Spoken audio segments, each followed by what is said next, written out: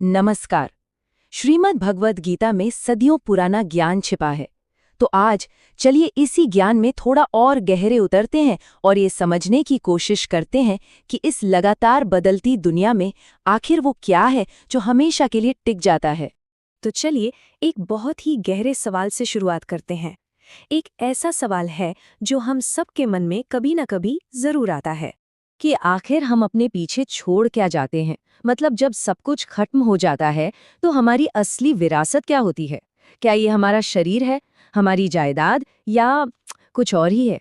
ये सवाल नया नहीं है, सदियों से इंसानियत को परेशान करता आया है। और मजे की बात यह है कि श्रीमद् भगवद गीता हमें इसी सवाल का एक बहुत ही गहरा और साफ जवाब देती है। बस ये दो शब्द, लेकिन इनमें कितनी गहराई है ना। आत्मा अडिग है। इसका मतलब है कि हमारा जो असली स्वरूप है, हमारी आत्मा, वो कभी नहीं बदलती। पर अडिग होने का असली मतलब है क्या? चलिए इसे समझते हैं। अडिग का मतलब है कुछ ऐसा जो हमेशा रहता है, जिसे ना तो बनाया जा सकता है, ना ही खत्म किया जा सकता है। सोचिए, ये हमारे शरीर से कितनी अलग है। हमारा शरीर तो आता जाता रहता है, लेकिन आत्मा वो एक ऐसी शक्ति है जो जन्म और मृत्यु के इस पूरे खेल से परे है। वो स्थायी है।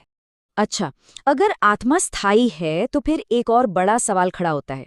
वो ये है कि हमारे इस अस्थायी मतलब टेम्परेरी जीवन और हमारे कर्मों के बीच क्या रिश्ता है। यहीं पर गीता का सबसे दिलचस्प हिस्सा सामने आता है। देखिए, गीता हमारे सामने ना दो चीजें रखती है। एक तरफ है हमारा ये भौतिक जीवन, ये शरीर, और दूसरी तरफ है हमारे कर्म, यानी हमारे एक्शंस, उनका असर। और ये तुलना देखिए कितनी कमाल की है। एक तरफ जीवन है, जिसे क्षणिक और अस्थायी कहा गया है, मतलब आज है कल नहीं, ये तो बस एक छोटा सा पड़ाव है।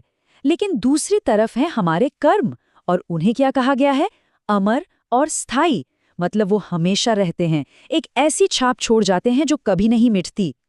तो फिर सवाल ये उठता है कि अगर जीवन टेम्पररी है और कर्म परमानेंट, तो इसका हमारी जिंदगी के लिए क्या मतलब हुआ। चलिए इस लॉजिक को स्टेप बाय स्टेप समझते हैं। देखिए, इसका लॉजिक बहुत सीधा है। पहली बात तो ये कि हम सब जानते हैं जीवन अस्थायी है, सीमित है। दूसरी बात, गीता कहती है कि आत्मा अमर है, वो हमेशा रहती है। तो फिर इन दोनों के बीच का कनेक्शन क्या है? वो कनेक्शन है हमारे कर्म। यही हमारे कर्म है जो हमारी अमर आत्मा को इस दुनिया में एक पहचान देते हैं, एक मकसद देते हैं। और ये सोचिए जरा, ये आइडिया कितना खूबसूरत है। अगर जीवन टेम्पररी है और आत्मा परमानेंट, तो हमारे कर्म इन दोनों के बीच एक पुल की तरह काम करते हैं, है ना। इसी पुल के जरिए हम